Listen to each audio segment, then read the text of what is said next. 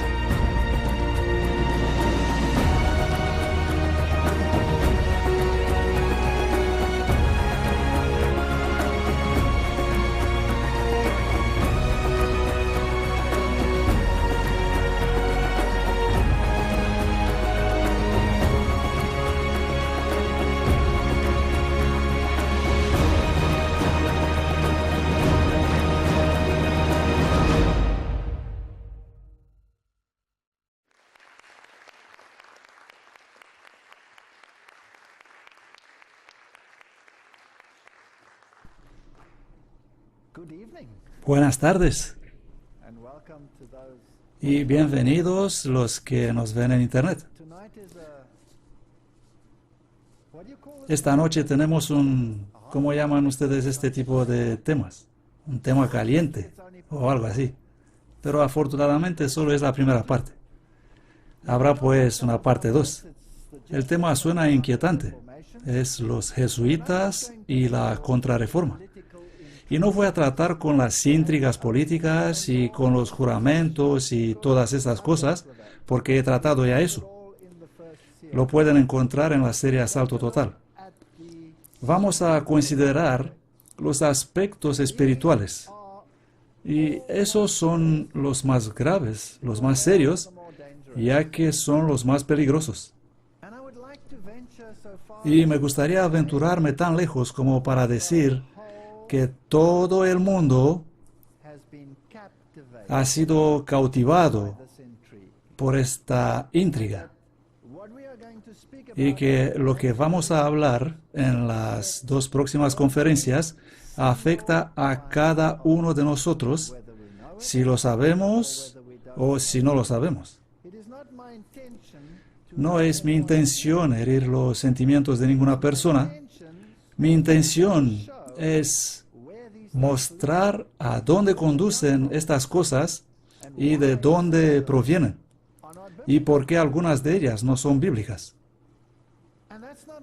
Y eso no es algo fácil de hacer porque algunas personas están sinceramente involucradas en algo y en realidad creen honestamente que lo que están haciendo es correcto cuando en realidad han sido engañadas. ¿No dice la Biblia que el mayor problema o el primer principio de los últimos días será el engaño? Por lo tanto, tenemos que saber de dónde viene todo esto, a dónde conduce y cómo me afecta a mí personalmente en el tiempo actual. El protestantismo no es solo el resultado del progreso humano.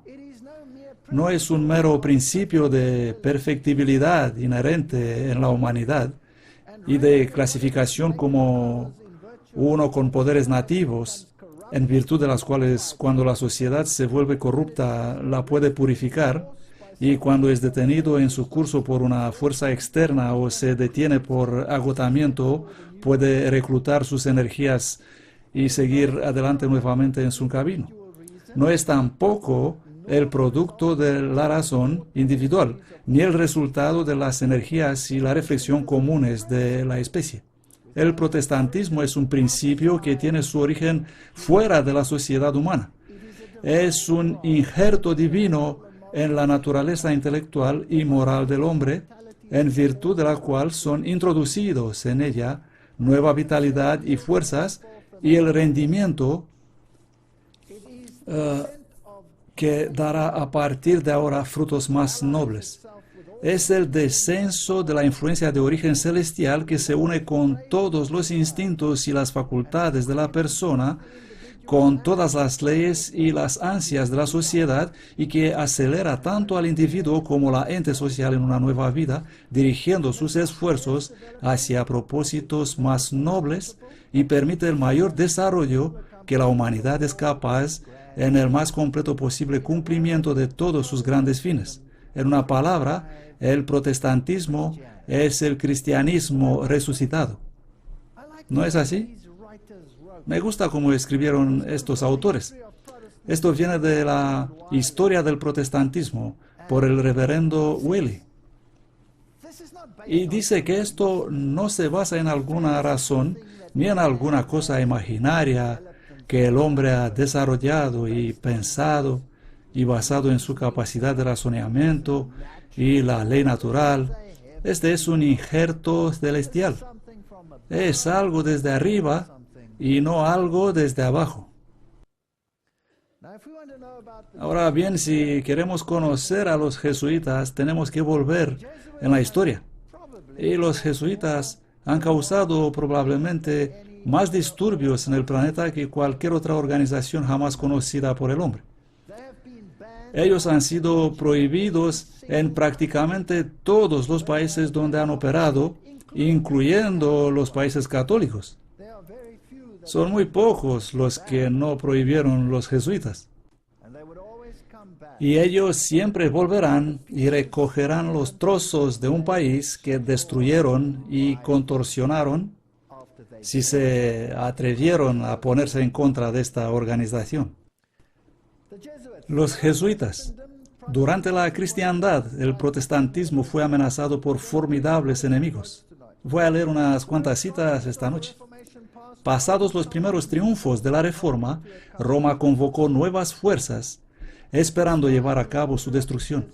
En este tiempo fue creada la Orden de los Jesuitas, la más cruel, sin escrúpulos y poderosa de todos los defensores papales.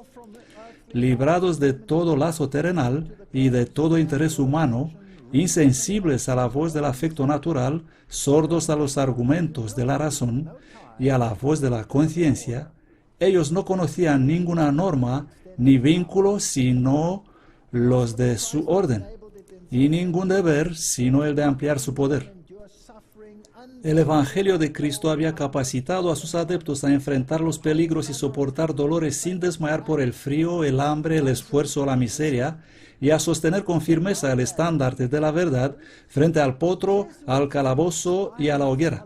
Para combatir contra estas fuerzas, el jesuitismo inspiraba a sus adeptos un tal fanatismo que los habilitaba a soportar peligros similares y oponer al poder de la verdad todas las armas del engaño. No había para ellos crimen demasiado grande, ni ninguna mentira demasiado vil, ni ningún disfraz demasiado difícil para llevar. Ligados por votos de pobreza y de humildad perpetuas, estudiaban el arte de adueñarse de riqueza y poder para consagrarlos a la destrucción del protestantismo y al restablecimiento de la supremacía papal. Cuando aparecían como miembros de la orden, se presentaban con aire de santidad, visitando cárceles y hospitales, atendiendo a los enfermos y a los pobres, profesando haber renunciado al mundo y llevando el sagrado nombre de Jesús, que anduvo haciendo el bien. Pero bajo esta fingida mansedumbre, a menudo ocultaban los propósitos más criminales y mortíferos. Era un principio fundamental de la orden que el fin justifica los medios. Según esta norma, la mentira, el robo, el perjurio y el asesinato no solo eran perdonables, sino dignos de elogios, cuando servían los intereses de la Iglesia. Bajo diversos disfraces, los jesuitas se introducían en los puestos gubernamentales, elevándose hasta la categoría de consejeros de los reyes y dirigiendo la política de las naciones. Esto proviene de ese clásico La Gran Controversia. Y la historia lo ha confirmado. Aquí hay una cita del año 1816 de John Adams, escribiendo al presidente Jefferson, y él dice: no tenemos enjambres de ellos aquí, en tantos disfraces como solo un rey de los gitanos puede asumir, vestidos de pintores, de editores, de escritores y maestros. Si alguna vez hubo un grupo de hombres que merece condenación eterna en la tierra y en el infierno, es esta sociedad de Loyola. Esto es bastante directo, ¿no es así? Esta es historia. Esta es historia y puedes seguir la línea a través de la historia y ver la sangre que corrió. ¿Y quién estaba siempre detrás de eso? Los jesuitas. Ahora, uno de sus principales objetivos consiste en sustituir este absolutismo protestante de la Biblia y solamente la Biblia, y de la autoridad y la salvación está en Cristo y solamente en Cristo, con esta política de que la salvación tiene que ir a través de este sistema, del sistema católico. Así que, ¿cómo puede sustituir el absolutismo moral con el relativismo? Este es uno de sus objetivos, esta es su meta. Hebreos 12, 25, 28. Guardaos de rechazar al que habla, porque si no escaparon aquellos que rechazaron al que hablaba en la tierra, mucho menos escaparemos nosotros si damos la espalda al que habla desde el cielo. Tenemos que estar basados en Cristo. No nos atrevamos a desviarnos suponiendo otra cosa. La voz del cual conmovió entonces la tierra, pero ahora ha prometido diciendo: aún una vez, y yo conmoveré no solamente la tierra, sino también el cielo. Y esta expresión, aún una vez, significa la remoción de las cosas movibles, como de cosas hechas, para que permanezcan las que no pueden ser removidas. Creo con todo mi corazón que el cristianismo está en el periodo de zarandeo. Así que recibiendo nosotros un reino inconmovible, tengamos gracia, por la cual sirvamos a Dios agradándole con temor y reverencia, porque nuestro Dios es fuego consumidor. La elección. Aquí hay una elección que hacer. Tengamos en cuenta que no es sino Dios el que puede sostener un argumento con Satanás. Hay demasiada presunción en el mundo. Hay demasiadas personas por ahí mandando a Satanás a hacer esto, ordenando a Satanás a hacer lo otro. Ni siquiera Gabriel pudo estar contra él sin llamar a aquel que es como Dios es, a Miguel, para acudir en su ayuda. Cuanto menos nosotros. ¿Qué presunción tenemos en el mundo de hoy? Es increíble.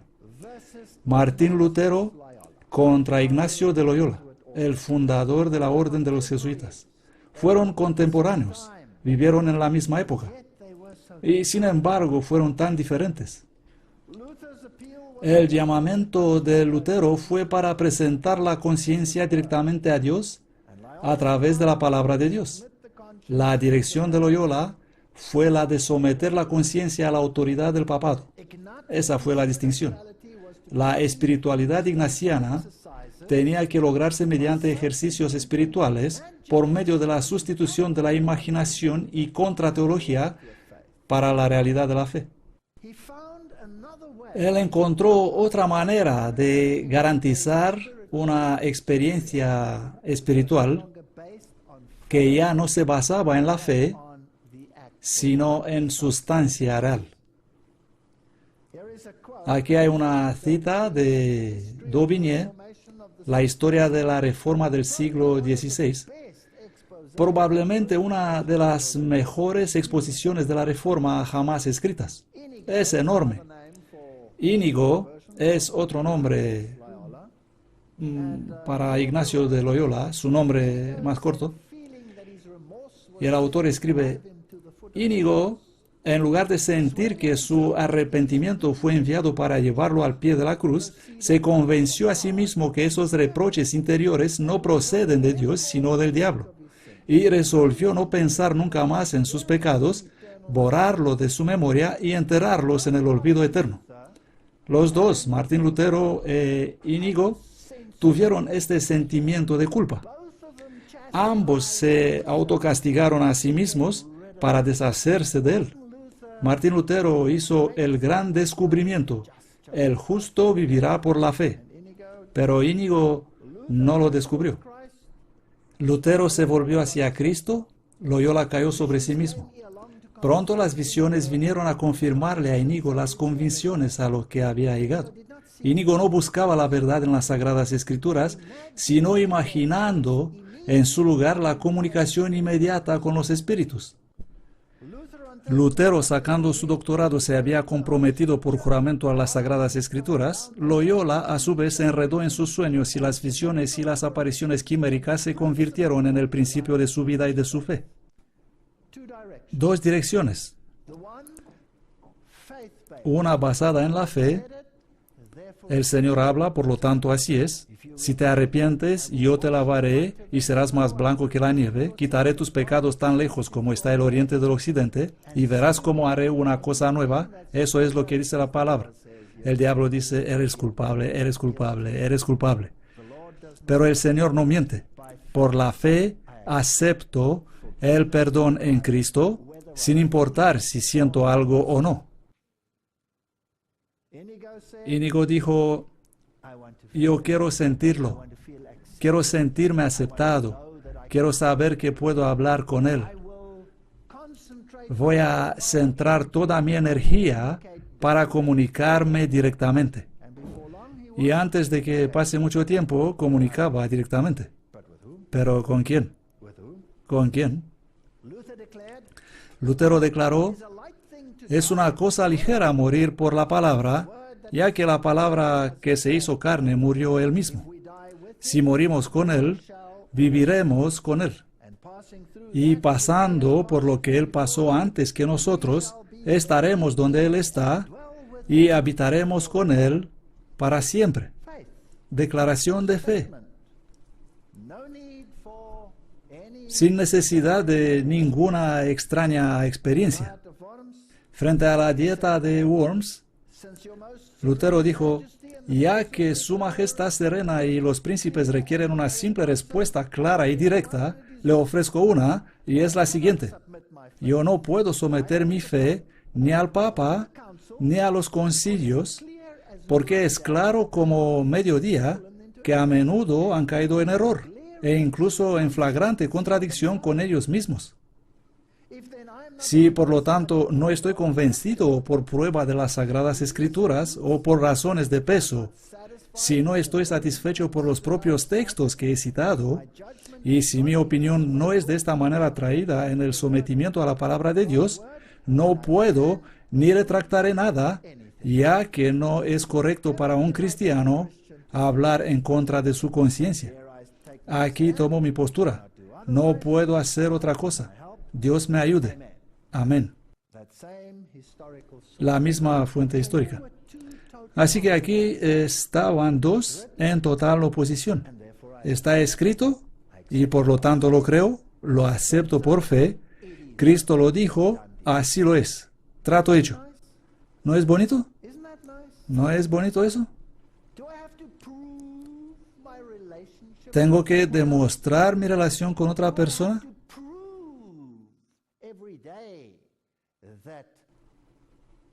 ¿Tengo que demostrar cada día que hay una relación en el matrimonio? ¿Tengo que probarlo? ¿Cómo puedo demostrar que amo a una persona? Si lo digo, debe ser aceptado por fe. Aquí está Loyola arrodillado ante el Papa, recibiendo sus cartas, y todas estas cosas sucedieron hace más de 400 años. La Compañía de Jesús fue al principio constituida en la capilla Notre Dame de Montmartre en 1534. Ahora está en la capilla del Sagrado Corazón en París. Y ahí está. Es un magnífico edificio. Dentro no está permitido tomar fotos, pero no dicen nada de fuera. Así que permítanme aprovechar y vamos a echar un vistazo a lo que podemos ver en el exterior. Un lugar fascinante. Tienen todas estas magníficas estatuas y tienen estas dos interesantes pequeños grabados aquí en el edificio. La primera de ellas es la madre gallina. Es interesante. Ustedes deben entender su mentalidad, que es la madre de acuerdo con el catolicismo. La iglesia, sí. Mateo 23:37 dice: Oh Jerusalén, Jerusalén, tú que matas a los profetas y apedreas a los que te son enviados, ¿cuántas veces quise juntar tus hijos como la gallina reúne sus pollos debajo de sus alas y no habéis querido? Roma dice que la iglesia es la madre y Cristo es dejado a un lado. En el otro lado tienen este pájaro mítico, este pelicano, alimentando sus crías con su propia carne. Mateo 15:9 dice: En vano me honran enseñando como doctrinas mandamientos de hombres. Este simboliza el sacrificio incruento, la ofrenda carnal. Tito 3:5 dice: No por obras de justicia que nosotros hayamos hecho, sino que por su misericordia, por el lavamiento de regeneración y de renovación del Espíritu Santo. El catolicismo dice: no, necesitamos obras y fe para la salvación. El protestantismo dice que necesitamos fe. Las obras son una consecuencia y no un medio para la salvación. Por lo tanto, si eres cristiano, tendrás buenas obras porque estás impulsado por el amor de Cristo para hacer buenas obras. Pero no haces buenas obras para conseguir bombones con el fin de obtener una posición superior o incluso para ir al cielo. Así que hay una sutil diferencia entre las dos. El catolicismo los ha incorporado a ambos. Ahora, esta es la historia y es una historia sangrienta.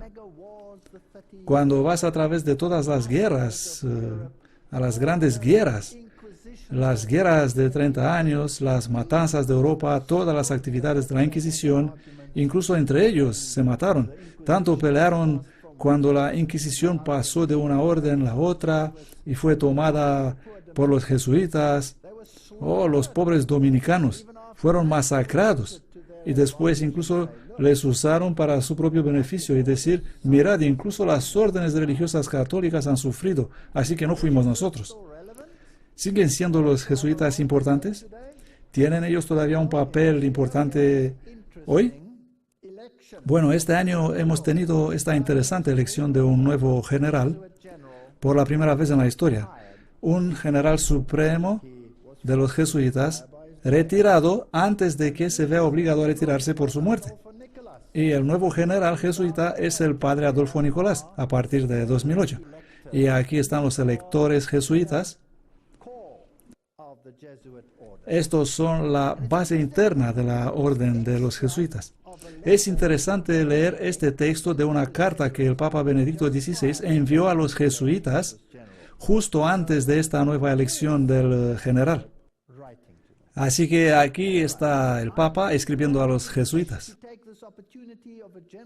Con mucho gusto yo también deseo aprovechar esta oportunidad de una congregación general para traer tal contribución a la luz, que pueda ser un ánimo para vosotros y un estímulo para aplicar cada vez mejor el ideal de la sociedad. Jesuitas, id a trabajar para llevar la sociedad al nivel donde deseamos que esté, en plena fidelidad con el magisterio de la Iglesia, como se describe en la siguiente fórmula que es bien conocida por vosotros: a servir como soldado de Dios bajo la bandera de la cruz y a servir al único Señor y a la Iglesia, su esposa, bajo el pontífice romano, el vicario de Cristo en la tierra. Jesuitas, este es vuestro trabajo. Y luego él cita una carta apostólica desde el año 1550 y dice: uno trata aquí de una peculiar fidelidad confirmada también por no pocos de vosotros en voto de obediencia inmediata al sucesor de Pedro, perinde a cadáver. ¡Wow! Esto lo escribió Papa Benedicto XVI. Él cita y les dice, vuestra obediencia a mí debe ser como la obediencia de un cadáver. Perindea cadáver, como un cadáver. No tendrás mente propia. Todo lo que se te dice, eso vas a hacer. Obediencia ciega. La Iglesia necesita aún más hoy de esta fidelidad vuestra, lo que constituye un signo distintivo de vuestra orden, en esta época que advierte sobre la urgencia de transmitir de manera integral a nuestros contemporáneos, distraídos por muchas voces discordantes. Jesuitas, os necesito ahora más que nunca. Y necesito vuestra obediencia ciega. ¿Es esto lo que está diciendo? Eso es exactamente lo que dice antes de la votación. Y aquí está el núcleo de los electores de la orden de los jesuitas, sentado enfrente, el Papa, el hombre de blanco, y ellos, los hombres de negro, detrás. Fascinante. Bien, ¿qué siente acerca de las instituciones de educación? Esta es la Universidad Pontificia Gregoriana de Roma, la más prestigiosa universidad jesuita católica del mundo. ¿Y qué tuvo que decir Papa Benedicto acerca de esta institución? Él dice, una vez más, el Papa os encomienda esta universidad, una obra tan importante para la Iglesia Universal y para muchas iglesias particulares. Siempre ha sido una prioridad entre las prioridades apostólicas de la Compañía de Jesús. Aquí está vuestra entrada en cuña. Este trabajo es para la Iglesia y para todos los demás. Bueno, vamos a ver cómo seguimos y observar cómo han conseguido ellos convertir el protestantismo en algo que ni siquiera se asemeja al protestantismo primitivo. Aquí está Adolfo Nicolás, el nuevo general jesuita, estrechando manos con Peter Hans Kolbenbach, el general anterior. Y dice, el padre Adolfo Nicolás de España, el recién elegido general superior de la Compañía de Jesús, celebra su primera misa como jefe de los jesuitas en la Iglesia de Jesús el 20 de enero de 2008. Así que este general, el anterior general, Peter Hans Kolbenbach, es el primer general de la historia al que se le permitió dimitir. Y aquí está el nuevo general prestando el juramento en esta foto, ofrecida por la oficina de prensa de la Orden Jesuita. El reverendo español Adolfo Nicolás presta juramento como general superior de la Orden Romano-Católica de los Jesuitas durante la 35 Congregación General en Roma, en la Iglesia del Espíritu Santo en Sacia, 19 de enero de 2008. El general de los jesuitas es siempre conocido como el Papa Negro, porque se viste de negro. Y el Papa Blanco es el Papa, a ver cómo explicar eso, es la imagen externa del papado. Este es el yin yang, las dos partes, blanco y negro, el conocimiento del bien y del mal. El nuevo general se reúne con el pontífice en Roma 28 de enero de 2008. Y esto es de Noticias Mundiales Católicas. Los oficiales jesuitas han publicado el comunicado tras la reunión diciendo que la conversación entre el padre Nicolás y el Papa ha sido cordial y amable. Y Adolfo Nicolás reafirmó su respeto personal por el vicario de Cristo, así como la estima de toda la sociedad de Jesús. Así que todo esto fue hecho público. En primer lugar, el texto de la carta recordándoles su afiliación y ahora tiene la confirmación. De acuerdo a la declaración de los superiores jesuitas, el Papa Benedicto dijo que estuvo contento de saber que la Congregación General de la Orden, que sigue su reunión en Roma esta semana, se reflejará en el mensaje que el pontífice envió a los participantes al comienzo de la Congregación General. Así que aquí están juntos. A reafirmar en el espíritu de San Ignacio su adhesión total a la doctrina católica, particularmente a los puntos neurálgicos respecto a la mente, que hoy están fuertemente atacados por la cultura secular. Por lo tanto, ¿esta orden ha muerto? ¿Sí o no? Definitivamente no ha muerto. Esta es la más grande orden en la Iglesia Católica Romana. Esta es la más potente orden en la Iglesia Romano-Católica. Es una orden militar, tiene un general como jefe, y todas las demás órdenes tienen que suscribirse a esa, incluso las grandes órdenes de Malta. El Papa Ratzinger a los jesuitas 21 de febrero de 2008. Ahora quiero que escuchen con atención lo que dijo el Papa. Y aquí está el texto latino para aquellos que quieren comprobar. Viene directamente de su propia página web, este texto latino. Aquí está traducido para ustedes. Por esto os he invitado hoy a reflexionar también para volver a encontrar el sentido de una completa obediencia al sucesor de Pedro, para que eso no solo implique el enviaros en misión a tierras lejanas, sino también en el más genuino, ferviente espíritu de sentir con la Iglesia y en la Iglesia, a amar y servir al vicario de Cristo en la tierra, con la devoción efectiva y afectiva que debe hacer de vosotros los valiosos e insustituibles colaboradores al servicio de la Iglesia Universal. Eso es fuerte. Por lo tanto, el deber es de amar y servir. ¿Qué dice la Biblia? ¿Cuál es nuestro deber? De amar y servir al Señor Dios con todo nuestro corazón, con todo el alma, con toda nuestra mente. Aquí tenemos un orden totalmente diferente. Aquí tenemos un ser humano tomando el lugar de Cristo, siendo servido como si Él fuera Cristo. Ahora, toda la reforma se separó de la Iglesia Católica debido a estos asuntos. Y finalmente, después de mucho derramamiento de sangre, el Concilio de Trento se reunió y fue defendido por los jesuitas. Este es el Concilio de Trento, la conclave. Y por desgracia, Martín Lutero ya estaba muerto cuando tuvo lugar el Concilio de Trento. Y mi pregunta es la siguiente. El Concilio Vaticano II, sobre que hemos leído, que se inició en 1965 y que de repente abrió las puertas a todas las comunidades cristianas a ser aceptadas una vez más, porque antes de esa fecha se dijo que no hay salvación fuera de la Iglesia romano-católica. Solo podía ser salvo como romano-católico. Por eso yo me he convertido en un ateo. Sí, es cierto. Porque mi madre era protestante, ella era luterana y murió cuando yo tenía 12 años de edad.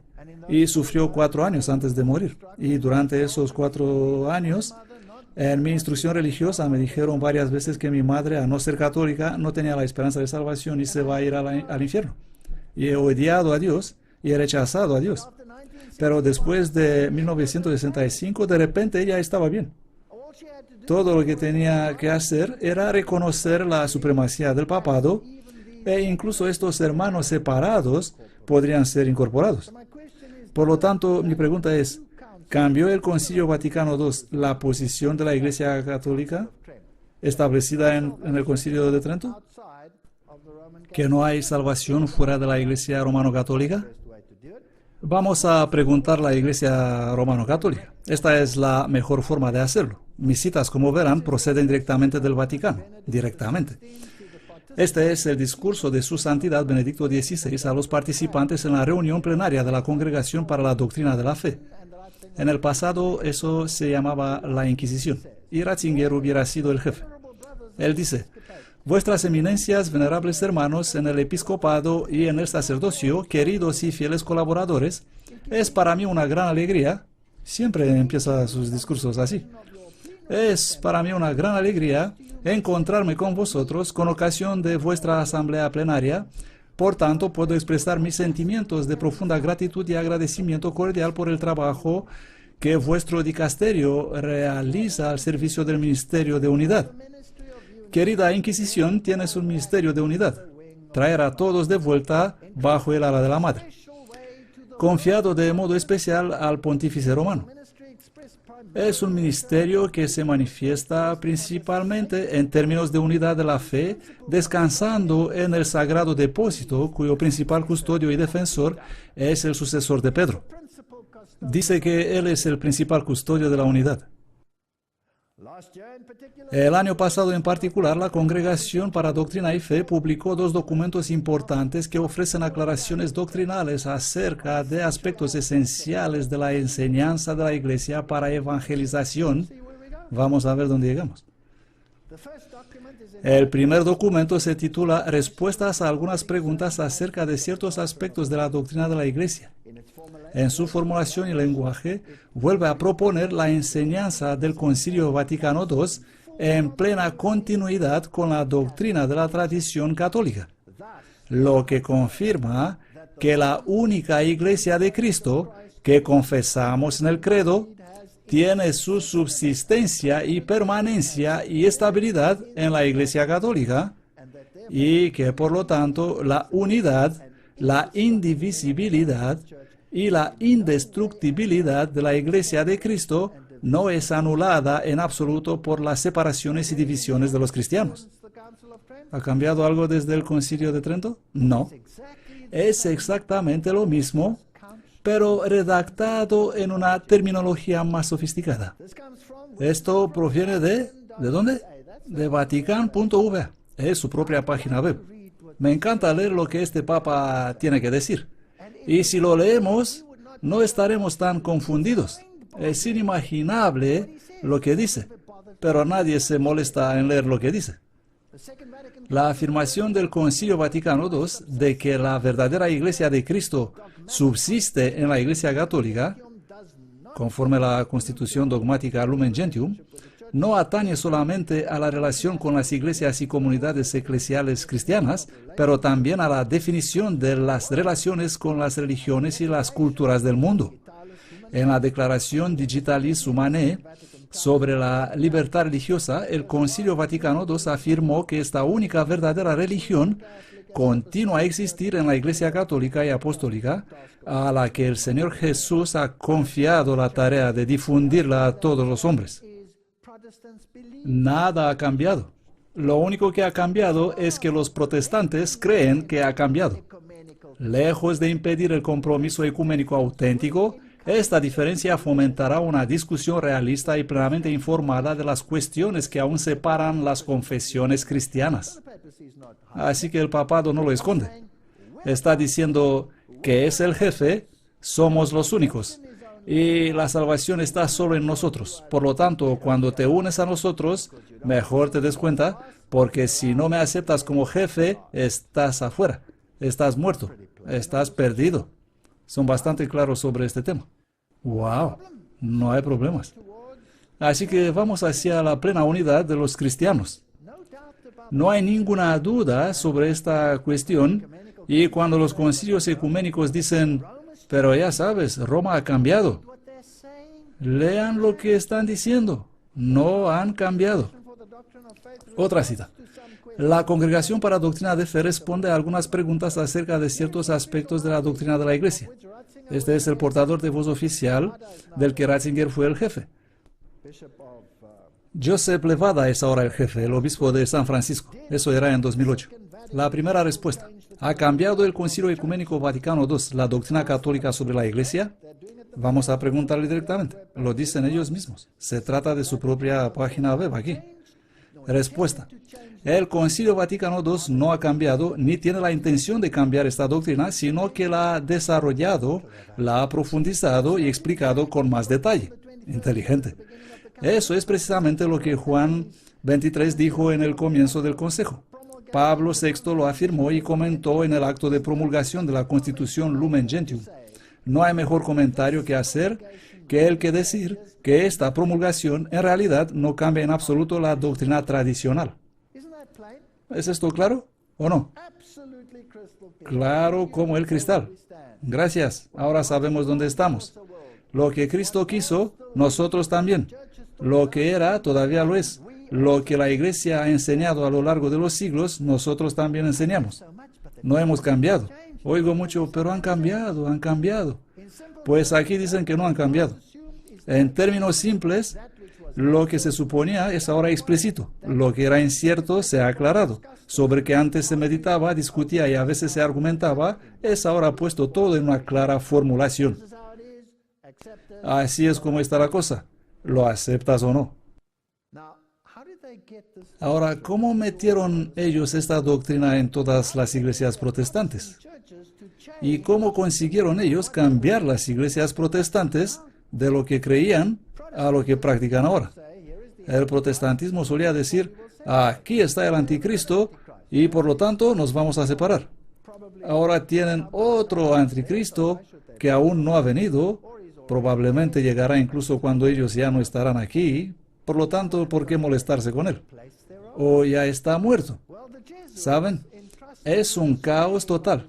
Y con lo que han cambiado eso, bueno, los jesuitas encargados con la difusión de este nuevo dogma, claro que serán los jesuitas, el más importante fue Karl Rahner, 1904-1984, y el Concilio Vaticano II. Ahora debemos estudiar sus doctrinas. ¿Y quién fue su compañero de trabajo especial? Nada más y nada menos que el Papa Benedicto. Ambos fueron los arquitectos del Concilio Vaticano II. Karl Rahner es sin duda el teólogo romano católico más importante del siglo XX. Su influente posición entre sus contemporáneos resulta en cierta medida de su capacidad de poner la teología y la filosofía en diálogo. Esto es muy peligroso, porque una vez que comenzamos a convertir la verdad en filosofía, podemos ir a cualquier parte. Podemos ir a cualquier parte, y la filosofía es lo que hace tropezar a los intelectuales. ¡Qué bonito! Karl Rahner originó una nueva categoría religiosa, el cristianismo anónimo. ¡Qué listo! Diciendo que abraza a los budistas, a otros no cristianos e incluso a los ateos que son serios, rectos y generosos. Están bien, son cristianos. Tienen básicamente una especie de fe en Dios, lo sepan o no, dice Rahner. Ellos son parte del cristianismo que no se llaman a sí mismo cristianismo, paganos que han recibido la gracia pero que no lo saben. ¡Qué bonito! Todos son incluidos, todo el mundo es aceptado. Todo lo que tienes que hacer es decir Papa y estarás bien. ¿Acaso reconocen a estos dos caballeros en esta foto? Karl Rahner y Joseph Ratzinger, conocido como Papa Benedicto XVI. Dos sobrios sacerdotes progresistas en el Concilio Vaticano II. El padre Joseph Ratzinger fue compañero de trabajo con el padre Karl Rahner en el consejo. Aquí los dos están juntos. Por favor, tenga en cuenta lo que dice Rahner. El lema de Rahner fue, de hecho, nuestro Señor debe ajustarse al mundo y no el mundo a él. La influencia de Rahner fue enorme. Él agradó un mundo moderno y unos eclesiásticos modernos cuyos oídos ansiaban el compromiso doctrinal bajo el pretexto de la iluminación. Aquí estaba una nueva filosofía. He pensado mostrar la página web de la Iglesia Luterana Nuestro Redentor aquí, que define dónde estamos.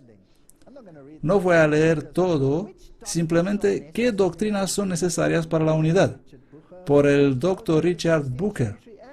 Tanto en el siglo XVI como ahora se ha asumido que no es necesario el acuerdo en cada enseñanza de la Iglesia para la unidad. Los cristianos separados solo necesitan coincidir en lo esencial, o en lo necesario, o en las doctrinas fundamentales. Solo necesitamos tener algunos puntos de contacto. ¿Crees en Jesús? Sí, creo en Jesús. ¿Es Jesús el único camino de salvación? Oh, eso no es relevante. Bueno, por lo menos ambos creemos en Jesús. Mario, ¿crees en Jesús? Sí, él fue, maravilloso, él fue un buen profeta. Y así tenemos puntos de contacto. ¿Y cuán lejos irás hasta que no tendrás absolutamente nada? Bien, ¿cuál es el objetivo del protestantismo y cuál es el objetivo de la orden de los jesuitas? El objetivo del protestantismo es difundir el evangelio de la salvación en Cristo Jesús, de difundir las buenas nuevas. El Mesías ha llegado. Venid todos los que estáis cansados y fatigados, y Él os dará reposo. No lo mismo el jesuitismo. No puedo impresionar bastante, dice Nicolini en la historia de los jesuitas, la mente de mis lectores que los jesuitas, por su propia vocación, por la esencia misma de su institución, son comprometidos a tratar por todos los medios, buenos o malos, la destrucción del protestantismo. Esta es la condición de su existencia, la tarea que deben cumplir o dejar de ser jesuitas. Es por eso que se le llamó a la existencia. Por lo tanto, los encontramos en este terrible dilema. O bien los jesuitas cumplen con el deber de su vocación o no. En el primer caso, ellos deben ser considerados como los más grandes enemigos de la fe protestante. En el segundo, como malos e indignos sacerdotes. Y en ambos casos, por lo tanto, serán igualmente considerados con aversión y desconfianza. Muy claro puesto. Ahora vamos a ver cómo ha cambiado el mundo desde el Concilio Vaticano II. ¿Qué han hecho ellos con esta nueva teología de abrazar a todos? El Concilio Vaticano II y la renovación carismática. ¿Sabían ustedes que la renovación carismática en realidad comenzó a expandirse justo después del Concilio Vaticano II? Aquí está el Papa Juan XXIII, quien reunió ese concilio.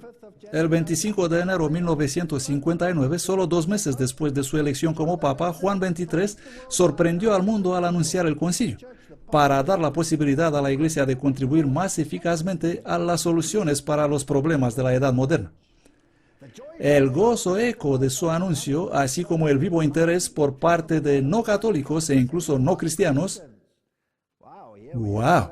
Aquí tenemos un ecumenismo total. Ha demostrado en la manera más elocuente que la importancia histórica del evento no ha escapado a nadie. El Concilio Vaticano II y el movimiento carismático. El cardenal designado para supervisar esta cuestión y que sirve en la mayoría de los comités fue el cardenal Swensens. El cardenal Joseph Swensens es un galardonado con el premio Templeton. También hay una conexión interesante. Tendremos que mirar un poco antes. También él fue masón. Fue iniciado el 15 de junio de 1967. Él fue elegido por el Papa Juan XXIII a ser uno de los principales arquitectos del Concilio Vaticano II y supervisó las 4 grandes comisiones. Desde que tuve esta carismática experiencia, mi lealtad al Santo Padre como el vicario de Cristo en el mundo ha incrementado y fortalecido. Mi agradecimiento a María como corredentora y mediadora de mi salvación ha sido asegurado y mi aprecio por la misa como sacrificio de Cristo ha sido acentuado. El protestantismo rechaza todos estos puntos. Sin embargo, esta experiencia carismática le llevó a abrazar estos errores doctrinales incluso en una mayor forma. Esto es lo que el Concilio Vaticano II tiene que decir acerca de los carismas. No es solo a través de los sacramentos y de los ministerios de la Iglesia que el Espíritu Santo santifica y dirige el pueblo de Dios. Analicen esta declaración. Por lo tanto, si participas en un sacramento, eres santificado. Así que, ¿una acción santifica? No hay salvación por las obras, según la Biblia. El Espíritu Santo distribuye gracias especiales entre los fieles de cada rango, y la manifestación del Espíritu se da a todos para provecho.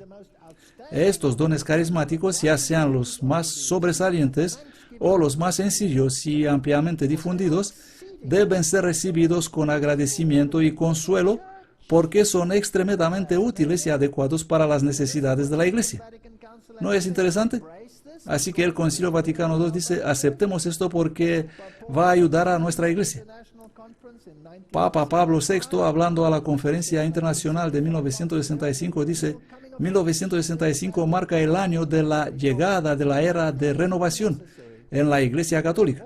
Y él les dijo, no hay nada más necesario para este mundo, más y más secularizado, que el testimonio de la renovación espiritual, que vemos que el Espíritu Santo suscita en las más diversas regiones y medios. Entonces, ¿cómo no podría ser esta renovación espiritual una oportunidad para la Iglesia y para el mundo? Y cómo en este caso puede alguien no tomar todas las medidas para asegurarse que seguirá haciéndolo. ¿Quién está detrás de la renovación carismática? Después de haber leído estos. Y el mismo Papa habló en lenguas. En 1965, el Papa Pablo VI da su discurso y la revista Christianity Today informa: obispos, arzobispos, cardenales, esforzándose mantener sus sombreros, cantaron y bailaron en éxtasis, abrazándose unos a otros, levantando los brazos al cielo, y el discurso de Papa Pablo VI estuvo jalonado frenéticamente. Él habló en lenguas y aquí está el mega movimiento. Alberto, bueno, uno no siempre sabe cuán perfectas son estas citas, pero al menos esta es históricamente correcta. Él dice: Kathryn Kuhlman fue uno de los mayores agentes encubiertos de Roma destinados a penetrar entre los pentecostales y protestantes a través del movimiento carismático. Ella era una maestra de la hipnosis y tenía enormes poderes psíquicos. Como una recompensa por su destacada labor, se le otorgó una audiencia privada con el Papa. Como resultado de su trabajo, la mayoría enseñan ahora la unidad y rara vez predican separación y santidad, temas que Roma aborrece. Y este es un hecho. Esta es una foto de Kathryn Kuhlman hablando a la gente y sanándolos, al igual que los teleevangelistas de hoy curan a las personas. Y aquí en la foto, su fecha de nacimiento. Ella fue una curandera americana del siglo XX. Ella creía en milagros y liberación por el poder del Espíritu Santo y fue parte del brazo pentecostal del cristianismo protestante. Aquí está el protestantismo recibiendo esta infusión. Ella era conocida por sus cruzadas de sanación. De hecho, una vez revista Time la llamó una verdadera mujer del santuario de Lourdes. Si quieres ser sanado, ve a Kathryn Kuhlman, decían. Se le otorgó el doctorado honorífico por la Universidad Oral Roberts. Bueno, no quiero ir allá. Pueden mirar mis anteriores DVDs para comprender qué es todo esto. Es fascinante que en el 1973 Benny Hinn asistió a una de sus cruzadas de sanación y este fue el catalizador para su ministerio. Es gracias a Kuhlman que tenemos experiencias de muertos en el espíritu en el mundo de hoy, lo que ella hizo popular en los círculos evangélicos. Homer Duncan, en el libro Movimiento Ecuménico, da esta descripción de la convención de la Hermandad de los Hombres de Negocios de 1975. Ahora noten aquí lo que Kathryn Kuhlman dijo sobre el papado y cómo. Esta es supuestamente la voz del protestantismo. La Convención Mundial del Evangelio para la Hermandad de los Hombres de Negocios, celebrada en Anaheim, California, fue en 1975. Este es el mismo año en que el Papa habló en éxtasis.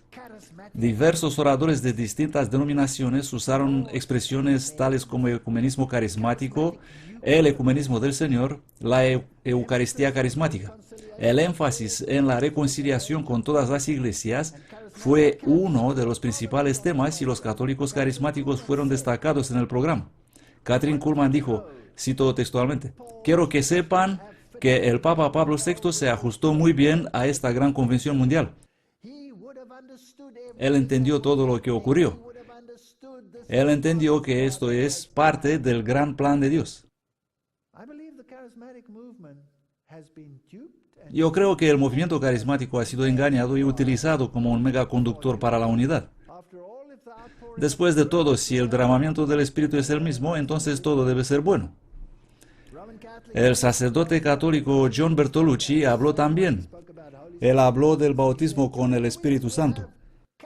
Él dijo, durante toda la semana hemos tenido misas carismáticas, toda una magnífica experiencia de adoración al Señor por medio de la Sagrada Eucaristía. Y continuó, pero ya saben que el Señor está haciendo una cosa completamente nueva. Él está derramando su Espíritu sobre toda carne, sobre todas las denominaciones, sobre todos. Y este es el Señor del ecumenismo. Fascinante. Todos los caminos conducen a Roma. Y esto es lo que ellos usan. El oficial del sínodo de la Iglesia Presbiteriana Libre de Escocia, y quiero que tomen nota atentos de lo que este hombre tiene que decir.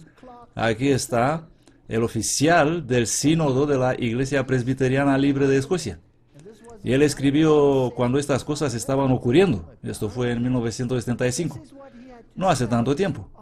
Esto es lo que tuvo que decir en nombre de su iglesia protestante. Él era el secretario del sínodo.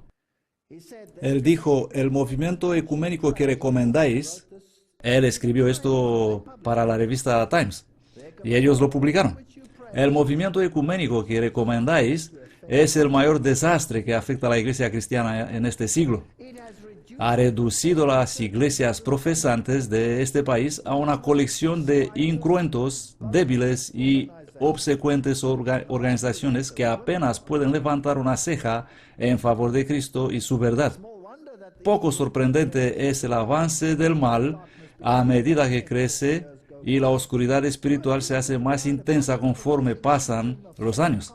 Parece ser que ustedes consideran un cuerpo de cristianos practicantes de sobria y profunda espiritualidad mental como unos fanáticos e intolerantes.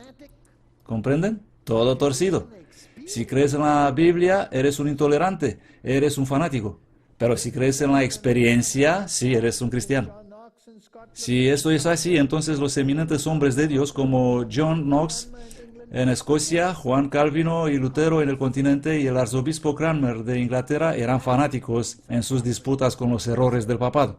Nos alegramos estar en tal compañía, dijo él.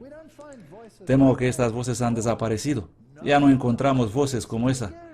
No, la publicidad se hace más y más grande cada vez. Papa Juan Pablo II y la renovación carismática. Lo que están diciendo es simplemente increíble. Aquí él se reúne con alrededor de 500.000 de representantes de varias iglesias en 1998 y proclamaron con descaro: abríos con docilidad a los dones del Espíritu, aceptad con gratitud y obediencia los carismas que el Espíritu no cesa de derramar sobre nosotros. Lo que venga, tómalo. ¿Qué dice la Biblia? ¿No debemos probar los espíritus? ¿Es esta cosa de Dios o no es de Dios? No, el Papa dice, toma lo que se te da. Esto es lo que necesitamos. ¿Y cuántos hay en la Iglesia Católica? Si no creen que la Iglesia Católica está detrás de esto, miren a sus obispos carismáticos. Santo cielo. Pues bien, estos son sus sacerdotes. Sacerdotes carismáticos de diferentes movimientos se reunieron en el Vaticano en 1990. Esto viene del diario Inside the Vatican, dentro del Vaticano. Ahí están. Este es el plan. Cuanto más grande la multitud, mejor. El movimiento carismático católico, el discurso de Papa Juan Pablo II al Consejo Pontificio de Laicos de 1999. Hemos experimentado la gracia de un nuevo Pentecostés. Hay muchos signos de esperanza que han florecido para la misión de la Iglesia, entre los que se encuentra el descubrimiento y la valoración de los carismas, el renovado impulso para la evangelización y la promoción de los laicos. Este es un movimiento. Vamos a trabajar entre la gente, trabajar entre la gente. En 1998 dijo, ven Espíritu Santo, ven y renueva la faz de la tierra, ven con tus 7 dones, ven Espíritu de vida, ven Espíritu de comunión y de amor. La Iglesia y el mundo necesitan tu venida. Ven Espíritu Santo y haz aún más fructíferos los carismas que nos has concedido. Da fuerza nueva e impulso misionero a estos hijos e hijas tuyos que se han reunido aquí. Abre su corazón, renueva su compromiso cristiano para el mundo. Que sean valientes mensajeros del Evangelio, testigos de Jesucristo resucitado, el Redentor y Salvador del hombre. Fortalece su amor y su fidelidad a la Iglesia. Suena muy bonito. Luego dice con atrevimiento, los movimientos son la esperanza de la Iglesia. Y el cardenal Ratzinger dijo exactamente lo mismo. Dijo que es una hora pentecostal. Ahora, ¿qué hay básicamente malo con esto? La Biblia dice que el Señor Jesucristo se fue al cielo y que los discípulos estaban esperando la efusión del Espíritu que procede de Él. Todo lo que le pidáis, ¿en el nombre de quién? En mi nombre recibiréis de nuestro Padre Celestial. Y luego él dijo la historia con, os dará lo que sea, en vez de, habla de piedras, peces y panes. Y dijo que nuestro Padre Celestial os dará el don de ¿qué?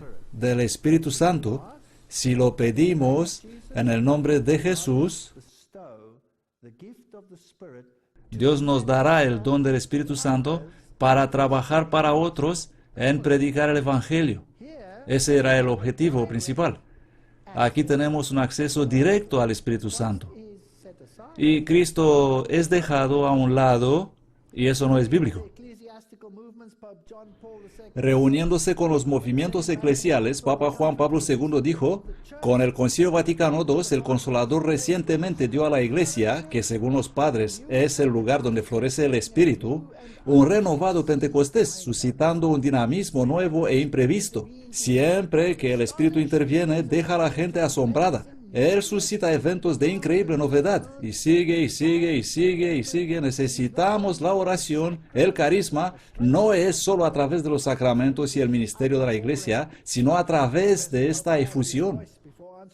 Y Benedicto añade su voz antes de responder a las preguntas en una asamblea de más de 100 obispos y dice: he tenido la alegría y la gracia de ver jóvenes cristianos tocados por el poder del Espíritu Santo. En un momento de agotamiento, cuando se hablaba de un invierno en la Iglesia, el Espíritu Santo creó una nueva primavera.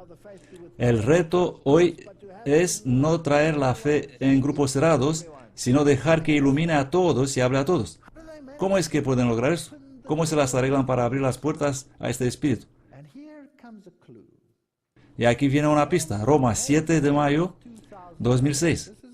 Esta es una fuente católica. Más de 10.000 miembros de las comunidades de la Renovación Carismática Católica observan la vigilia de Pentecostés con el Papa Benedicto XVI. Y esto es lo que dijeron: el Dios desconocido. El Espíritu Santo, considerado hasta hace pocos años como el Dios desconocido, es uno de los que con su gracia incansablemente cambia las vidas de miles de personas en todos los rincones del mundo, que con renovada alegría a través de la experiencia del bautismo en el Espíritu comienzan una nueva vida en el Espíritu Santo. Esto es lo que dice. Así que aquí tenemos un movimiento y un camino desde Jesucristo y de su centralidad, de quien son todas las cosas, a la adoración directa del Espíritu Santo.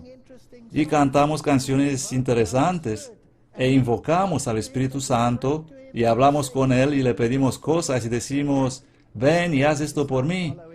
Y esto no es seguir el camino bíblico. El camino bíblico es: nadie viene al Padre sino por Cristo. Por lo tanto, la centralidad de Cristo ha sido quitada. Él es el único que queremos adorar, hablando del Espíritu Santo. Él es el único que queremos honrar y glorificar públicamente en respuesta al llamado que tanto Juan Pablo II como Benedicto hicieron al Congreso y a toda la Iglesia para difundir la cultura de Pentecostés y las acciones del Espíritu Santo en la vida de la Iglesia y en cada uno de los fieles. Continúa el director.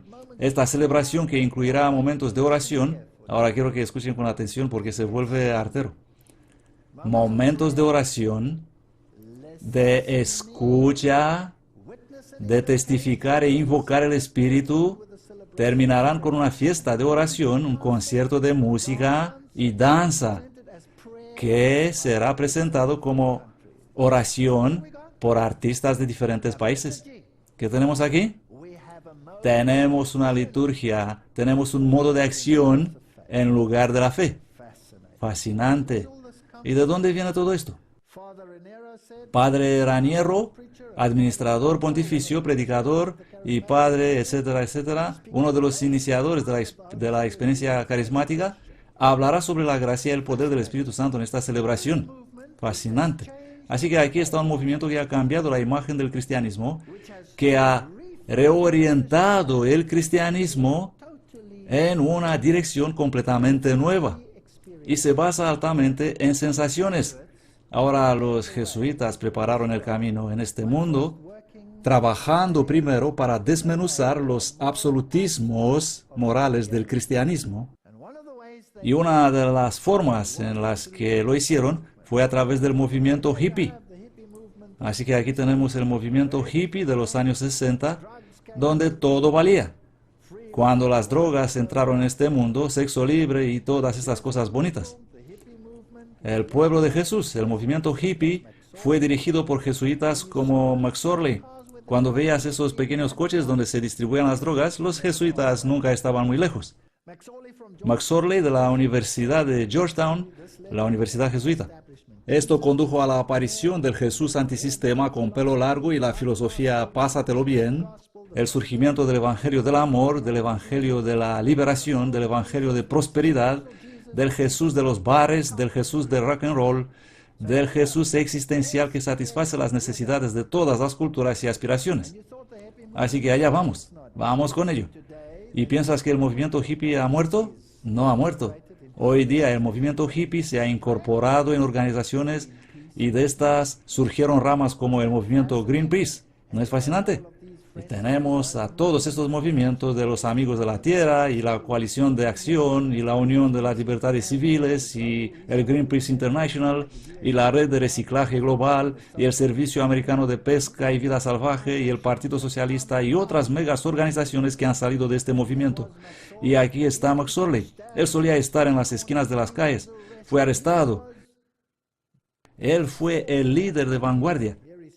Aquí él dice, debemos tomar vida y amor, o ya saben, muerte y odio. Sacerdote jesuita, profesor de la Universidad de Georgetown, él era un sacerdote marxista. ¿Y quién fueron sus estudiantes? Bill Clinton fue uno de sus estudiantes. Fascinante, y fueron los profesores de Georgetown que abogaron para Clinton que vaya con una beca a formarse. ¿Y qué otra cosa fue? Él fue el mentor de toda la familia Kennedy. Así que él fue un activista de todas estas cosas. Esta es de la página web de la Universidad Georgetown, hablando de McSorley. Y dice que tuvo a Bill Clinton en su clase y que fue el mentor y amigo y confidente de la familia Kennedy. También fue asociado con Martin Luther King. Por favor, noten lo que dijo acerca de Martin Luther King. Lo vi como una gran figura de Cristo, así que lo he seguido y he andado con él. King explicó el significado del Evangelio para mí. Él nos enseñó que Jesús fue serio con respecto al amor no violento, justicia racial y la paz. King nos enseñó a vivir el Evangelio así. Interesante, ¿verdad?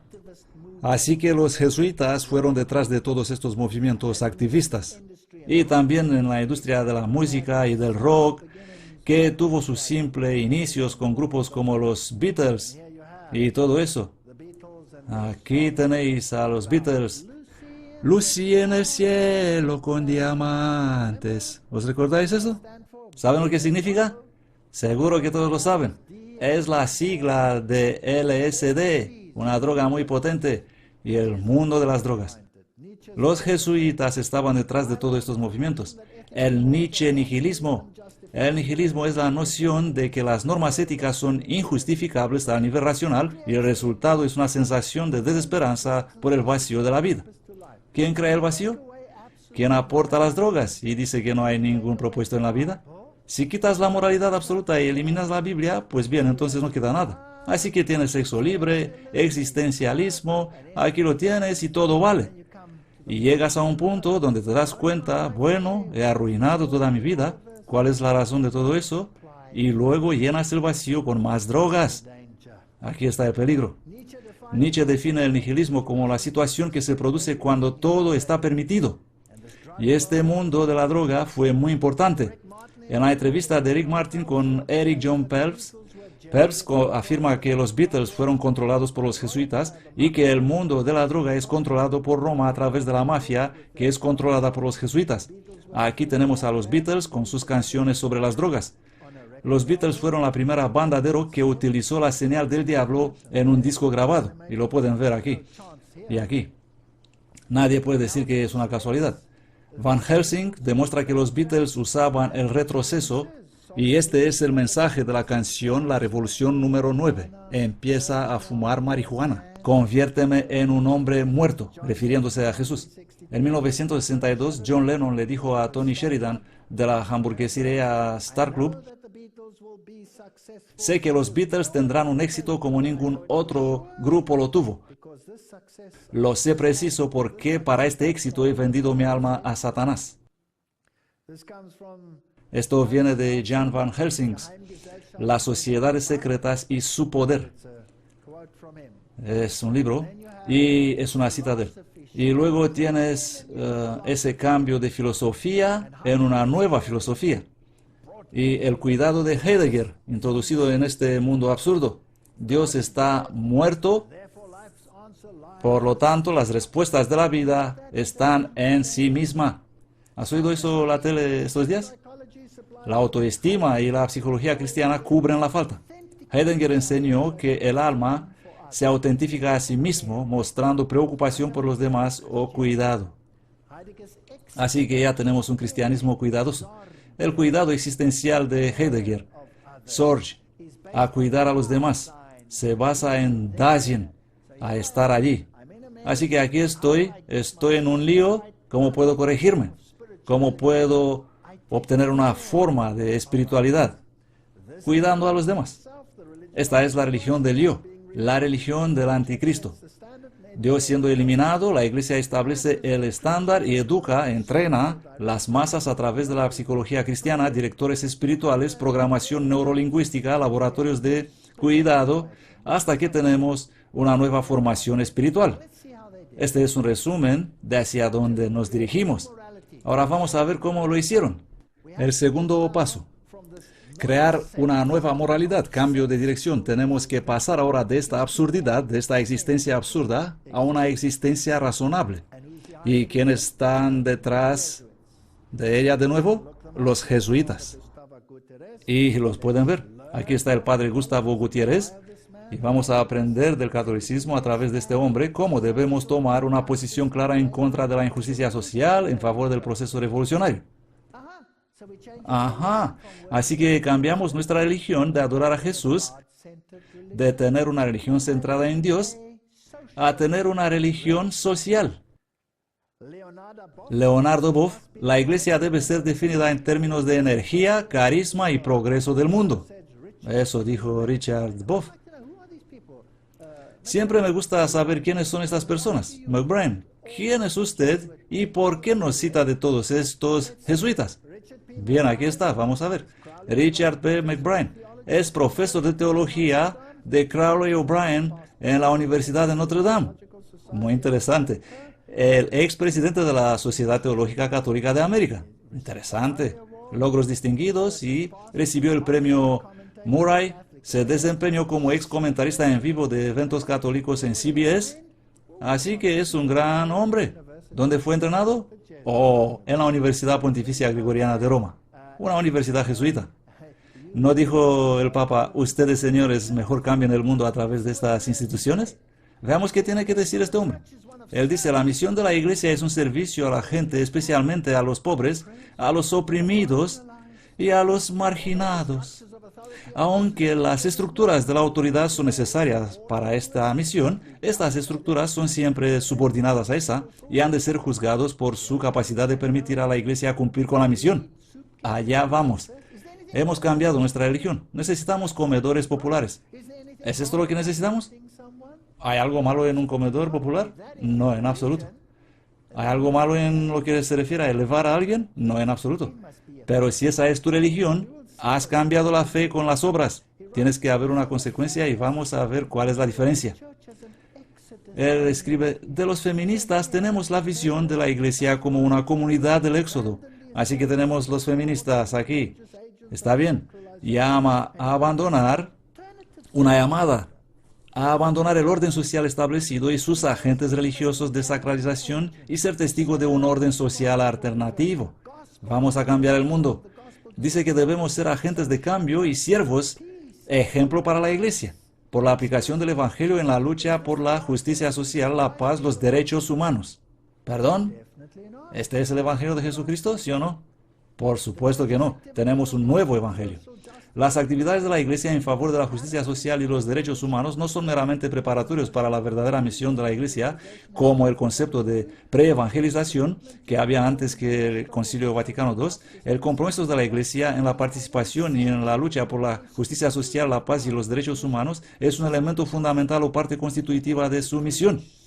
Este es nuestro trabajo. Tenemos que predicar el orden social.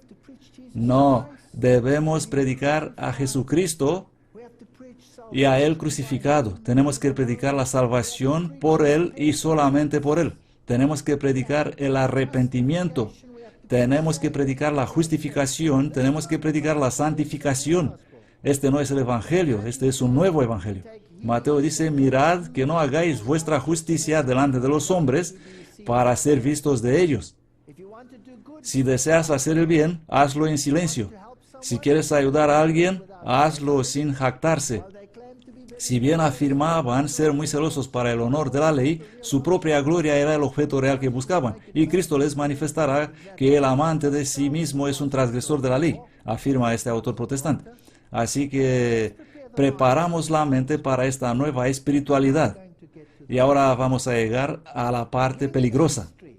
Les voy a relatar la historia lentamente, y cuando llegaremos a la siguiente conferencia, veremos dónde nos encontramos. Da miedo al ver dónde estamos.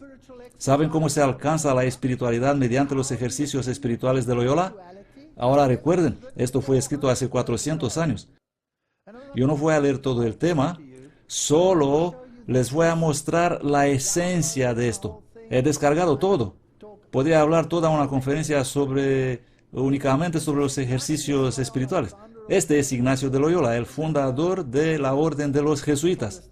Y recuerden que los protestantes dijeron que él se basó en sí mismo y que encontró un medio de desarrollar una espiritualidad que no se basa en la fe, sino en la autosugestión. Y Loyola escribe que lo primero que tienes que hacer es la composición. Vas en una pequeña habitación y tienes la composición, observando el lugar. Por lo tanto, si deseas tener una experiencia con Jesucristo, entonces en tu mente contemplas la escena, ves el lugar. Aquí hay que señalar de manera visible la contemplación o la meditación, como por ejemplo cuando uno contempla a Cristo el Señor, que es visible. La composición será ver con los ojos de la imaginación el lugar corporal donde se encuentra la cosa que quiero contemplar. Por lo tanto, esta es la espiritualidad. Necesito una habitación pequeña y tranquila. Tengo que contemplar esta cuestión, tengo que verla y al final se convierte en una realidad a la cual eventualmente pueda hablarle a Cristo o quien sea que he visualizado y puedo tener una conversación de uno a uno. Así podemos contemplar en nuestras meditaciones, por ejemplo, los pecados y veremos la composición con los ojos de la imaginación y considerar que mi alma está en la cárcel, en este cuerpo corruptible, y así tener esta experiencia. Luego él dice que se inicia cada uno de los ejercicios con una plegaria especial. Es como una mantra, se vuelve a repetir una y otra y otra y otra vez. Él dice, llamar al rey temporal para ayudar a contemplar la vida del rey eterno. Así que ahora tenemos idolatría. Dice que cuando quieres contemplar a Jesús, eso es demasiado difícil. Vamos a tomar un rey terrenal, un maravilloso rey terrenal que es la personificación de Jesús. ¿Y a quién se refería él? A Papa. Él dice que lo primero empiezas con la composición. Ves el sitio de nuevo, lo observas con la imaginación y luego pon delante de mí un rey humano elegido por Dios, nuestro Señor, al que todos los cristianos, príncipes y hombres reverencian y obedecen. ¿Quién es este? Así que empiezo a imaginarme al Papa. Segundo, hay que observar cómo este rey habla a todo su pueblo diciendo, es mi voluntad conquistar todas las tierras de los infieles, por lo tanto, quien quiera venir conmigo debe ser contento, comer como yo, y beber y vestir como yo. Así que tengo que convertirme en pobre. Disculpen, tendré que convertirme en mega rico. Tendré que conseguirme un papamóvil y pasearme por ahí en él. El tercer punto, examinar cuáles son los buenos temas que debería responder al tal rey. A continuación, él habla de penitencia. Él dice que la penitencia debe ser interior y exterior. No es suficiente ir a Jesús y decir, Señor, he pecado, perdóname. No, tiene que ser exterior. Tengo que castigarme a mí mismo, tengo que sancionarme a mí mismo. ¿Cómo puedo castigarme a mí mismo? Una manera es anular mi comida. Es decir, cuando dejamos lo superfluo, no es arrepentimiento, sino templanza. La penitencia es cuando quitamos de lo que es adecuado, y cuanto más quitamos, mejor. Así que empiezo a comer solo lo que es absolutamente necesario para sobrevivir, migas de pan y cosas así. Y cuando se trata de dormir, no es suficiente sacar lo superfluo. No. No necesitas las cosas suaves. Puedes dormir en el suelo directamente y preferiblemente poner unos clavos debajo de ti. Ahora puedes ver por qué muchas personas en estas órdenes, las monjas, se ven tan escuálidas y quebradas y duermen en el suelo y se les dice que lo que pueden comer y nada puede tener buen sabor porque tienes la penitencia.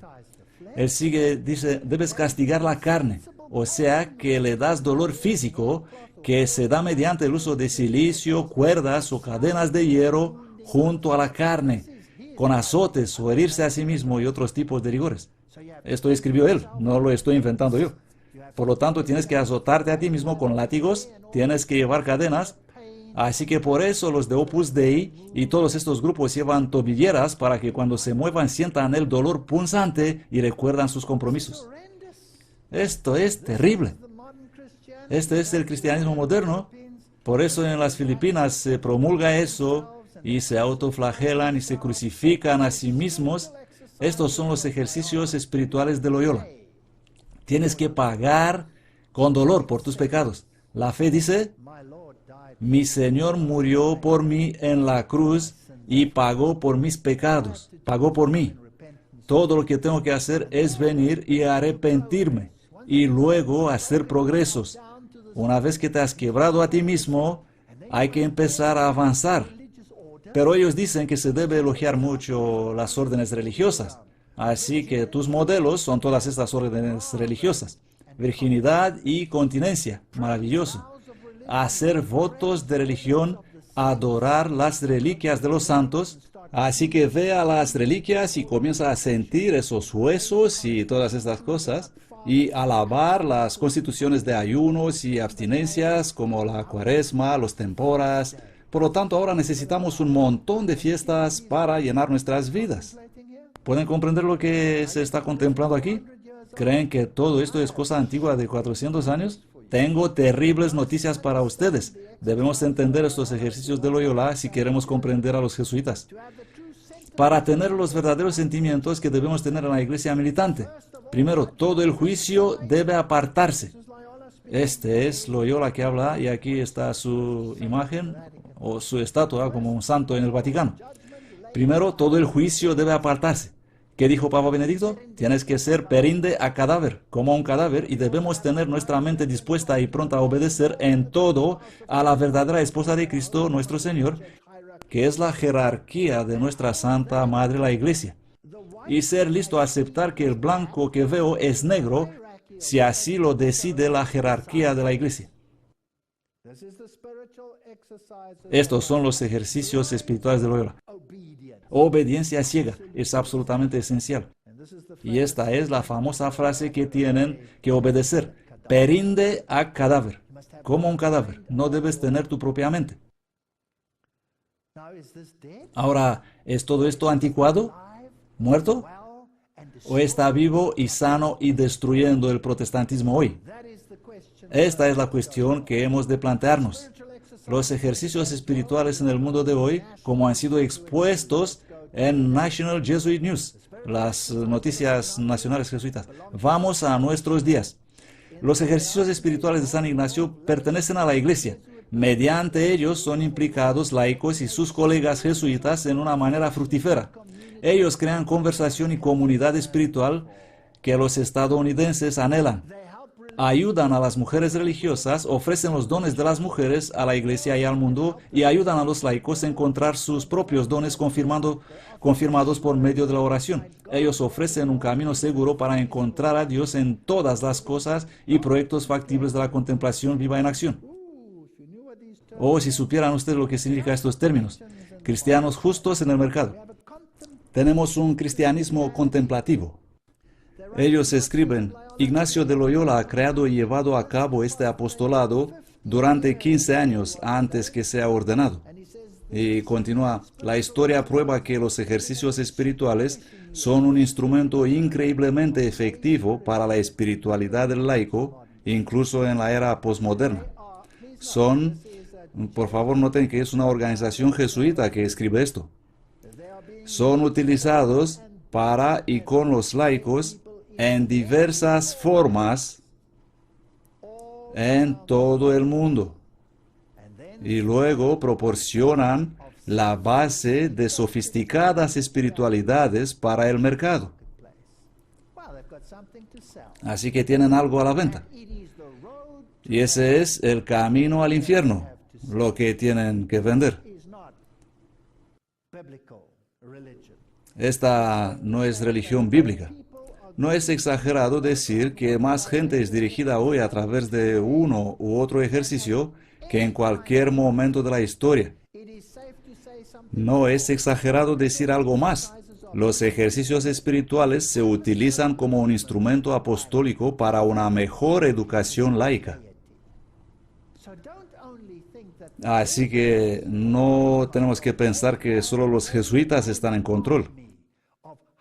Ellos han entrenado un ejército de cientos de miles de laicos en sus ejercicios. ¿Y cómo les va a afectar esto a ustedes? Aquí pueden ver en sus propias páginas web retiros ignacianos y ejercicios espirituales en nuestros días. Aquí es un retiro ignaciano de 8 días. 8 días de retiro ignaciano para sacerdotes, diáconos, religiosos y ministros laicos, etc. Ven y discute aquí y estudie los ejercicios espirituales y otras meditaciones. Este libro dice: ¿qué más puedo hacer? Un retiro ignaciano para gente en alguna parte en el camino. Les ayuda a explorar y orar acerca de lo que significa a servir. ¿Servir a quién? Si desean descargar los ejercicios espirituales para ver si me estoy inventando todo esto, vean a Jesuit Review. Esta es su propia página web. Pueden ir y echar un vistazo y pueden descargar los ejercicios espirituales. Ellos citan aquí las primeras series de artículos de Jesuit Review ofrecen una introducción a los ejercicios espirituales. ¿Creen que están muertos? Les voy a mostrar dónde están ellos actualmente. Joseph Tello escribe: la filosofía sigue al corazón del arte en la formación jesuita, porque más que cualquier otra disciplina, ella puede provocar la conversión intelectual del pensador convencional a reflexión de principios. Bien, con esta introducción vamos a nuestros tiempos. ¿Todos ustedes han oído hablar del curso Alfa? Se promociona como probablemente la mayor herramienta ministerial en la historia del cristianismo. Y empezaremos desde este humilde comienzo hasta donde vamos a ver dónde nos encontramos hoy. Es aterrador, es inimaginable. El curso Alfa y la filosofía de grupo pequeño. Ahora, permítame primero decir que no hay nada de malo en las reuniones de grupos pequeños. Es consejo divino tener pequeños grupos donde la gente se reúna para estudiar la palabra de Dios y encontrar el sentido de la palabra de Dios. Es hermoso. Cuantos más hay, mejor. Pero esto no es la cuestión. Esto no es Alfa. Esto es reunión de grupo pequeño, pero en una base totalmente diferente. Y tras haber pasado por los ejercicios espirituales, vamos a ver qué podemos encontrar. El fundador del curso, como está escrito, soy Nicky Gamble. Aquí está. ¿Dónde nos lleva? Vamos a leer lo que la página web de Alfa dice. Esta es Alfa USA. ¿Qué es Alfa? El curso Alfa es una práctica introductoria a la fe cristiana durante 10 semanas. El curso da la oportunidad a la gente de explorar grandes preguntas de la vida. ¿Existe algún propósito para la vida? ¿Y qué sucede cuando yo muera? Los participantes al curso alfa aprenden cómo responde el cristianismo a estas preguntas. El curso alfa es para todos, comparte la fe en las personas fuera de la iglesia, despierta la fe de los nuevos cristianos y alimenta el compromiso de los cristianos viejos. Esta es la cosa más grande jamás. Los huéspedes de Alfa exploran el cristianismo participando a 15 sesiones que tienen lugar en un relajado, acogedor y atractivo ambiente. Cada sesión explora una cuestión particular. Y luego dan todas las preguntas. Suenan bonito y son inocuos. Hay más cosas en la vida que esto. ¿Quién es Jesús? ¿Por qué murió? ¿Quién es el Espíritu Santo? ¿Qué hace el Espíritu Santo? ¿Cómo puedo ser lleno del Espíritu Santo? ¿Cómo puedo mejorar el resto de mi vida? Suena bonito, no hay ningún problema, nadie debería preocuparse. El poder del alfa, por Rebecca Barnes, reproducido con permiso. Desde su venida a los Estados Unidos en 1996, el mismo año, el obispo de Londres ha nombrado a Gamble capellán de Alfa. Alfa ha crecido de manera exponencial. El número de iglesias estadounidenses anfitriones del curso ha aumentado de 200 en el primer año a más de 7.500 en el año 2005. En mayo de 2004, el exdirector nacional de la Viña de Estados Unidos, Todd Hunter, se unió a Alpha USA como su presidente, entusiasmado por el matrimonio de la formación espiritual y la evangelización que trae Alpha. Dos términos que tendremos que abordar. Y él dice en su blog, él llama el curso Alpha el enfoque más holístico en el campo de la evangelización disponible para las iglesias locales. Ahora vemos lo que dice Nicky Gamble. Él dice, las diferencias entre los protestantes y los católicos son totalmente insignificantes en comparación con las cosas que nos unen. Necesitamos unirnos en torno a la muerte de Jesús, la resurrección de Jesús, cosas absolutamente esenciales en el centro de la fe cristiana. ¿Quién dijo eso antes? El Concilio Vaticano II lo dijo. Esta es una filosofía del Concilio Vaticano II. Tenemos que dar a la gente libertad para estar en desacuerdo con las cosas que son secundarias. Hacemos de eso una regla, escribe él. En Alfa, nunca criticar a otra denominación, otra iglesia cristiana o un líder cristiano. Prohibido criticar. El obispo católico Ambrosio dice, Alfa es una potente herramienta evangélica que no contiene nada contradictorio a la doctrina católica. Fascinante. ¿Se encontró con el Papa? Sí, ahí está con el Papa. Fue un gran honor ser presentado al Papa Juan Pablo, que tanto ha hecho para promover la evangelización en todo el mundo. Lo que nos une es infinitamente mayor que lo que nos separa. Y él ha admitido que algunas secciones se han escrito muy cuidadoso con el fin de incorporar el catolicismo. Por lo tanto, este es un instrumento ecuménico para unir el cristianismo. Alpha News, que es su gran revista de noticias, nos dice algunas cosas interesantes. El Espíritu Santo está transmitido a través de las manos de los dirigentes. Así que en Alfa uno de los objetivos es ser dirigido a este Espíritu. La recepción del Espíritu Santo y las manifestaciones exteriores forman la marca de la fe. Los testimonios públicos venidos de Alfa casi siempre se concentran en experiencias con el Espíritu Santo. Así que nos conduce a esa maravillosa religión experiencial. Así será cuando venga el Espíritu de verdad, dice Juan 16, 13, 14. Él nos guiará en toda verdad. Y Él no hablará de sí mismo, sino que hablará todo lo que oiga y os hará saber las cosas que han de venir. Él me glorificará, dice Jesús, porque recibirá de lo mío y se lo dará a vosotros. Entonces, ¿cuál es el objetivo del Espíritu Santo? Glorificar a Cristo y habilitarnos a nosotros difundir el Evangelio, no tener una experiencia. Esto no es bíblico. Ahora, permítanme contarles sobre grupos pequeños. Los grupos pequeños como el curso Alfa. Los grupos pequeños también están bajo un entrenador, un director espiritual, al igual que la historia de Ignacio de Loyola. Ellos tienen como tarea traer a las personas a un consenso teológico, a la celebración litúrgica y al sacrificar las normas individuales para las normas del grupo y dinamizar mediante la presión de grupo. Vamos a mirar esto. He tomado estas citas del manual de las iglesias protestantes. Estas son las principales iglesias protestantes que aprenden en el curso Alfa. Y voy a citar de ellas directamente de su manual. Allá vamos.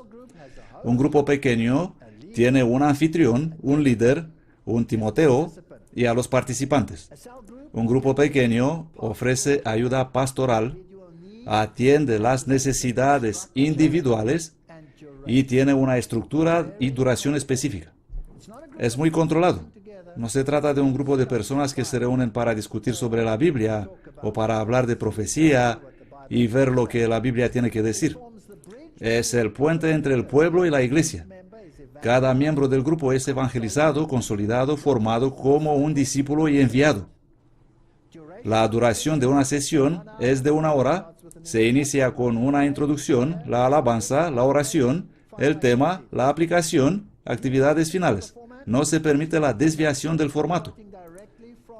Estoy citado textualmente del manual para las iglesias protestantes. Por favor, tenga en cuenta. También los miembros no están autorizados a cambiar los grupos pequeños. Permanecen en el mismo. No se permite la murmuración y la crítica. Se promueven la unidad de pensamiento, sentimientos y el compromiso.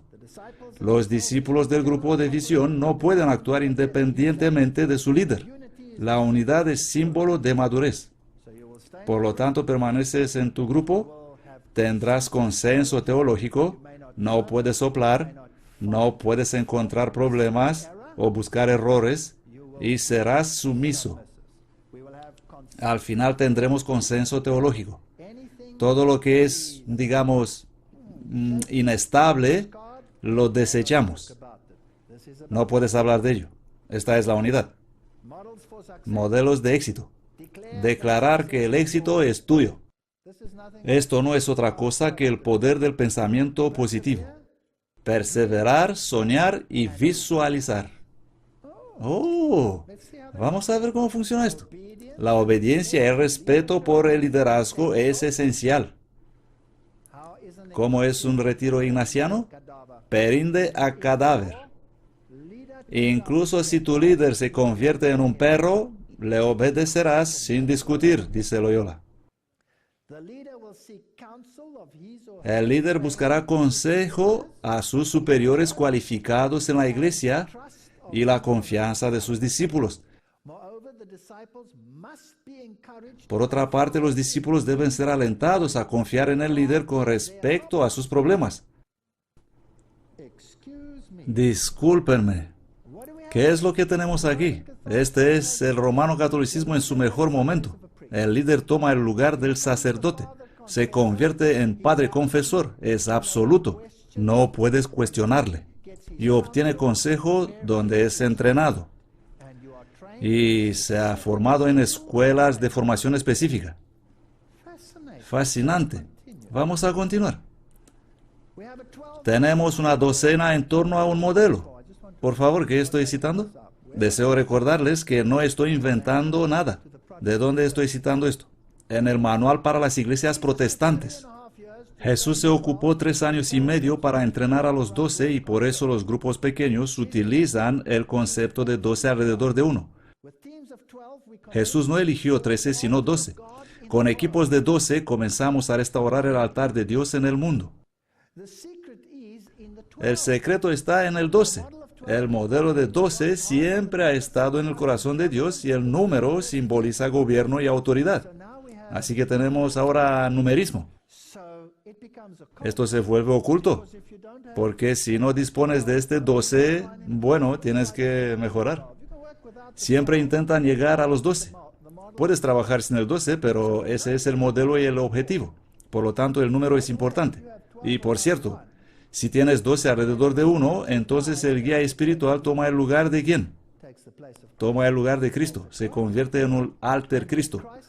¿Y envió Cristo solo 12 a predicar? ¿O envió 70 o cualquier número? Esta es la definición del gobierno de 12. Esto es lo he puesto abajo en la página para que la gente pueda ver. Un modelo de liderazgo revolucionario que consta del líder que elige 12 personas. Por favor, noten lo que se dice aquí. Esto es increíble. Quien elige 12 personas para que su carácter y autoridad pueda ser reproducido en ellos, para que la visión de la iglesia pueda ser desarrollada.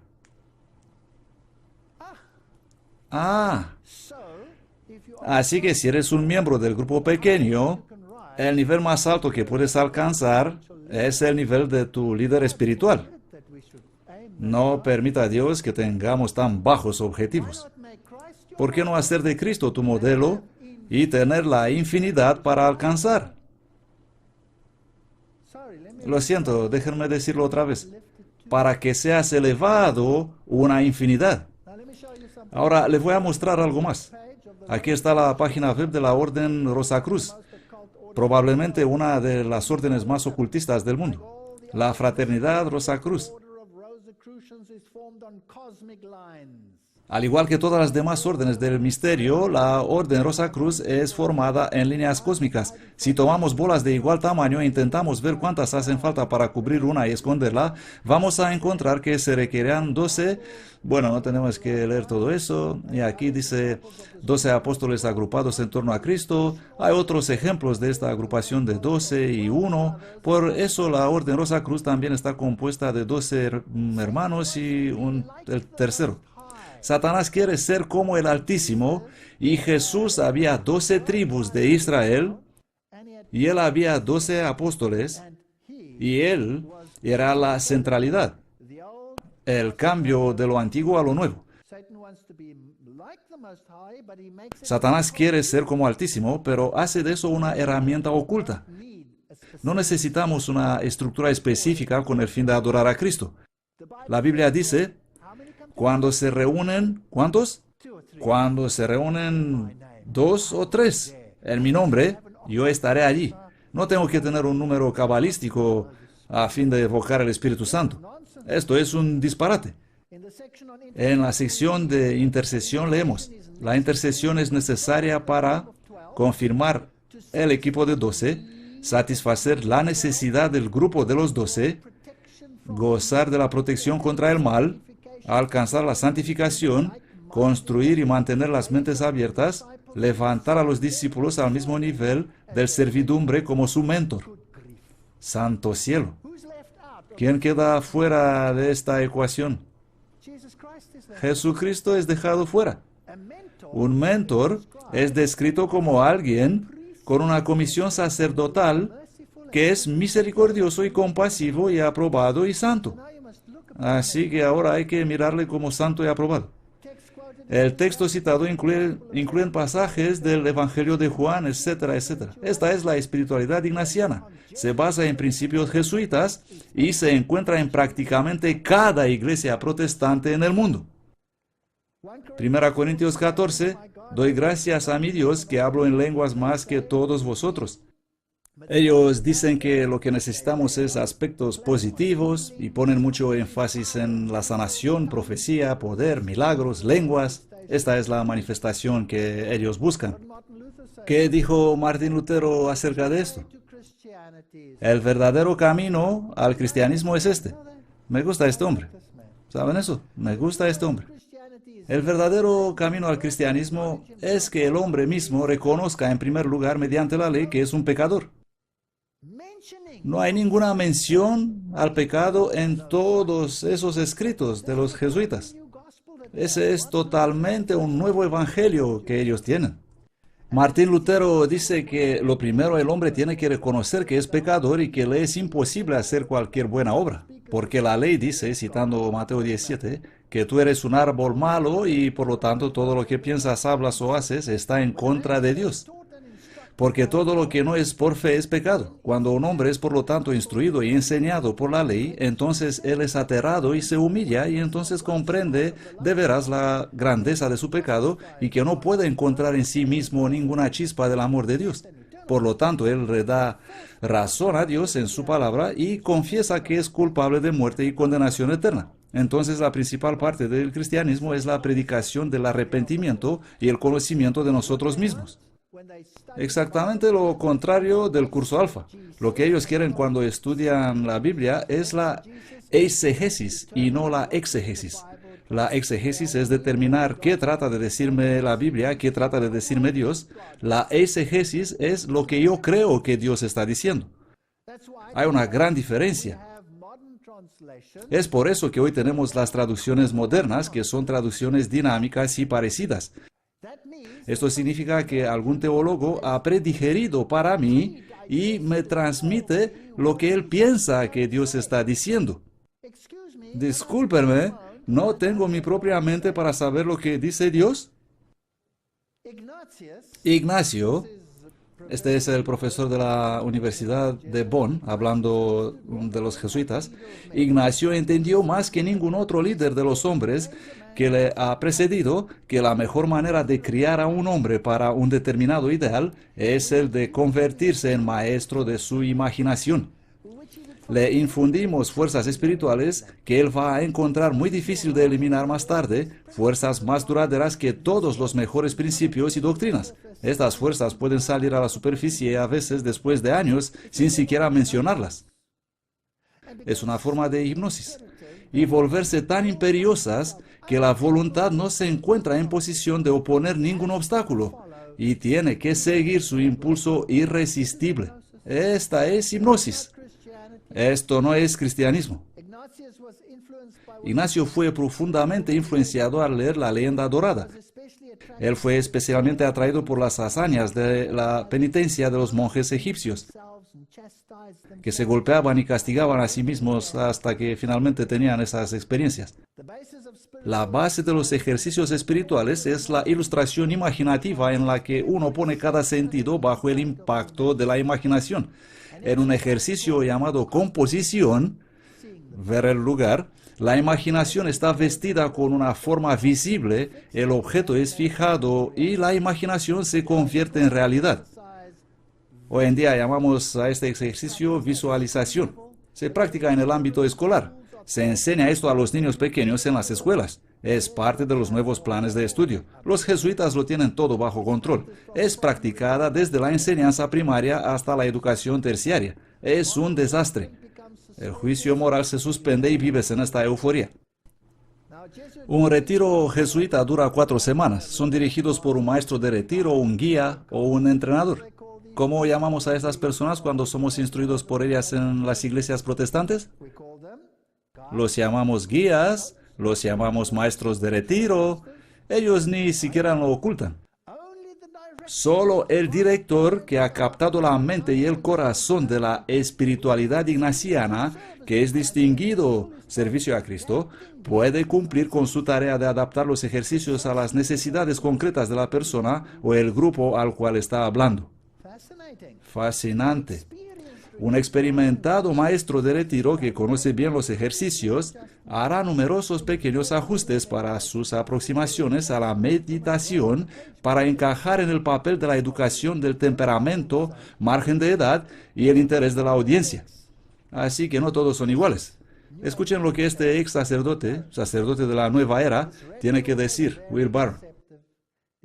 Él dice, este ritual era muy engañoso. El cristiano medio probablemente no encontrará nada muy cuestionable en las frases utilizadas. Sin embargo, esta meditación era un producto de Satanás, diseñado para llevar a las personas a aceptar la voz disfrazada de demonios como la voz del Espíritu Santo. Algunas de estas personas, como ya hemos leído en los periódicos, de repente escuchan voces. Y estas voces empiezan a decir, estos son los enemigos de Cristo, ve y mátalos. Y entonces ellas van y hacen estas cosas. Si quieres sentir cosas, pues conseguirás lo que tratas de experimentar. Ahora escuchen lo que dice esta revista de los protestantes, Christianity Today, el cristianismo hoy. Esta era la revista de Billy Graham. Dice, la dirección espiritual es una de las clásicas disciplinas cristianas que personas de una amplia variedad, protestantes, católicos y ortodoxos, examinan y recomiendan nuevamente. La dirección espiritual, tal como se practica hoy, sobre todo en la Iglesia Romano-Católica, debe su mayor deuda al fundador de la Compañía de Jesús. Ellos lo saben y lo propagan. No hay duda de que esta es una contrarreforma dirigida por la Orden de los Jesuitas. El artículo sigue diciendo, los retiros Loyola se centran en el pecado y sus consecuencias en la vida de los participantes, la vida de Cristo, las directrices para resolver con la tentación del diablo, la pasión y la resurrección. Todos estos temas bonitos. ¿Y qué dice la Biblia acerca de directores espirituales? Miqueas 7 dice, no creáis en amigo, ni confiéis en guía, guarda la puerta de tu boca de la que duerme a tu lado. Ni siquiera al ser amado se le permite dictar tu espiritualidad. A nadie. Esta es una relación que tú tienes con Jesucristo y solamente con Él. Martín Lutero dice, el Espíritu Santo no es más presente y vivo que en sus propias sagradas escrituras. Tenemos que dejar que las escrituras tengan el lugar principal y ser su propio sencillo, verdadero y claro intérprete. Quiero que las escrituras solamente sean la regla y no ser interpretadas de acuerdo con mi espíritu o de cualquier otro hombre, sino ser entendidas en su propia luz, per seipsam, y de acuerdo con su propio espíritu. No me hace falta un guía espiritual para decirme lo que tengo que creer. Necesito la palabra de Dios. Eso es lo que Él dice. Pero hoy no. Hoy necesitamos directores espirituales, necesitamos entrenadores, necesitamos experimentar ejercicios. Este escritor dice que todos sean educados a escudriñar las escrituras, a buscar constantemente que Jesús y no los agentes humanos sean su guía. La palabra de Dios debe ser el hombre de nuestro consejo. Esa palabra es infinita. Obedecida, nos va a guiar en caminos claros y seguros. Pero la palabra diluida con dispositivos humanos e imaginaciones no es una guía segura. Dice exactamente lo mismo que Martín Lutero. Dios quiere hacer algo para cada uno de nosotros. Este trabajo es un trabajo individual. Por favor, noten, un trabajo personal. Estudiantes, no dependáis de vuestros maestros para formar vuestro carácter. Por el amor de Cristo, formad vuestros caracteres personalmente. Aferraos a Dios. Y no creáis que tengáis que estar siempre con vuestros maestros para llegar a ser sólidos trabajadores. Debemos de presentar a Dios al mundo para mostrar lo que la verdad ha hecho para nosotros en esta tierra. Queremos ver el impulso del Espíritu Santo. Recordad que así trabajó el Espíritu Santo en las escuelas de los profetas, que cuando Saúl, cazando a David, vino en relación con una de las escuelas, el Espíritu vino sobre él y él empezó a profetizar. Pero necesitamos algo más duradero que hubo Saúl. Aferraos a Dios. Solo os queda poco tiempo para formaros los caracteres para el futuro. El libro de Éxodo dice, no sigas a la mayoría para hacer el mal, ni te inclines a una causa por la mayoría en contra de la justicia. Con respecto a Lutero dice en la gran controversia, la influencia de este hombre solo, que se atrevió a pensar y actuar por sí mismo en cuestiones religiosas, conmovió a la Iglesia y al mundo, no solo en su tiempo, sino en todas las generaciones futuras. Aquí está un hombre solo. Él decidió, me voy a pegar a la palabra. No me importa lo que dice el Papa. No me importa lo que dice el arzobispo. Quiero saber lo que dice la palabra de Dios. Por favor, no me malinterpreten. Estoy diciendo, no busquéis el consejo de sabios hombres religiosos. ¿Eso digo? No digo eso. En el consejo de muchos está la sabiduría. Pero no dejes que nadie te diga qué debes creer. Eso es lo que estoy diciendo. Y aléjate de eso de alcanzar el nivel de tu guía espiritual y confesarle todo lo que has hecho. Confiesa tus pecados a Jesús y si has herido a alguien, ve y decirle lo siento sin necesitar de entrenadores o guías culturales o espirituales escondidos quién sabe por dónde.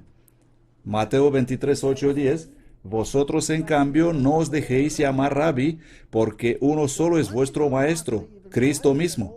Y todos vosotros sois hermanos, y no llaméis Padre vuestro a nadie en la tierra, porque uno es vuestro Padre que está en los cielos. Ni seáis llamados maestros, porque uno es vuestro Maestro, Cristo mismo. ¿Es bíblico lo que digo? Maestro, catequetis, una guía. Eso es un profesor o un maestro. No necesito uno de ellos para que me diga lo que creer. Eso no significa que no puedo estudiar lo que han dicho y compararlo con la palabra de Dios. Con estas palabras, Cristo quiso mostrar que ningún hombre debe poner su interés espiritual bajo otro hombre, como un niño es guiado y dirigido por un padre terrenal. Esto ha fomentado un espíritu de desear superioridad eclesiástica que siempre ha dado lugar al sufrimiento por parte de hombres en cuales se confiaba y llamaba Padre. Eso confunde el sentido de la sacralidad y de las prerrogativas de Dios. Así como en los primeros siglos, las verdades esenciales para este tiempo se encuentran no en las autoridades eclesiásticas, sino en hombres y mujeres que no son demasiado sabios o demasiado instruidos para creer en la palabra de Dios. Si desean confusión en el mundo, entonces crean a cada teólogo por ahí. Ellos difieren tanto como el oriente del occidente. Tomen cualquier aspecto, el bautismo, por ejemplo. Tenemos iglesias que bautizan adultos. Algunos de ellos los salpican, otros vierten un poco de agua sobre ellos. Hay gente que los bautizan 7 veces, otros los meten en agua 3 veces. Unos dicen que solo los recién nacidos deben ser bautizados. La lista es interminable. Y todo eso viene del pensamiento de los teólogos. No tengo nada en contra de los teólogos piadosos y me gusta leer sus escritos y estudiarlos en comparación con la palabra de Dios. Podemos ser conducidos por hombres piadosos, pero eso no significa que estas personas deben ser tu guía y de ningún modo tu papa. Nuestra gran debilidad está en poner hombres a los cuales mirar y confiar en el lugar donde debería estar Dios. No creo que necesitamos algunas de estas estructuras fijas. Yo creo en pequeños grupos y creo en reuniones de estudio bíblico y oración en común para buscar consejo del Señor, y creo en buscar consejo de hombres enseñados que han estudiado estas cosas más que yo, pero creo en la primordial superioridad de la palabra de Dios. Y todo y cada cosa debe ser probada por esa palabra. Salmo 32, 8. Yo te instruiré y te mostraré el camino a seguir. Yo te guiaré con mis ojos. Dios quiere una relación personal con ustedes y conmigo. El Evangelio no es acerca de cosas. El Evangelio no trata de rituales. El Evangelio no trata de fórmulas mágicas y números mágicos. El Evangelio no trata de castigos para que veas más luz. El Evangelio es una relación. Y Dios ha puesto hombres y mujeres en esta tierra y el matrimonio como un ejemplo de esta relación.